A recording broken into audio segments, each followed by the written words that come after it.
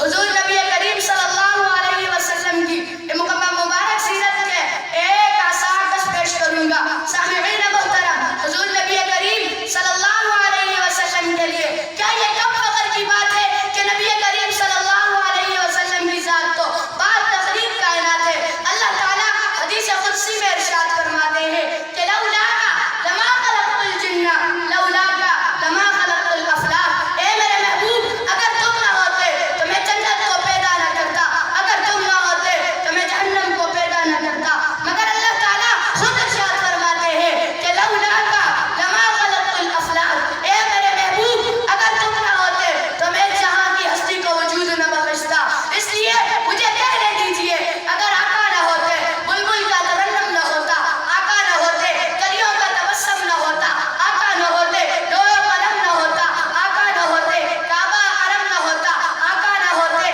دریاؤں کا سنگم نہ ہوتا، آقا نہ ہوتے موجوں کا تلاطم بھی نہ ہوتا، آقا نہ ہوتے یہ فضا ہوا خلا نہ ہوتے۔ اس سے بڑھ کے میں کہتا ہوں اگر میرے مولا نہ ہوتے یہ وجود ہستی خدا کی قسم نہ ہوتی، میں نہ ہوتا تم نہ ہوتے یہ جلوہ بزم نہ ہوتی۔ تبھی تو شاعر نے کیا خوب لکھا ہے، حضور آئے تو سدرے آفرینش پا گئی دنیا، حضور آئے تو سدرے آفرینش پا گئی دنیا، اندھیروں سے نکل کر روشنی میں آ گئی دنیا، سجے چہروں سے زنگ اترا بجھے چہروں پہ نور آیا، حضور آئے تو انسانوں کو جینے کا شعور آیا۔ اے میرے سامعین محترم، اس جہاں میں رنگینی میرے آقا کے رنگ سے ہے، اس جہاں میں خوشبو میرے آقا کے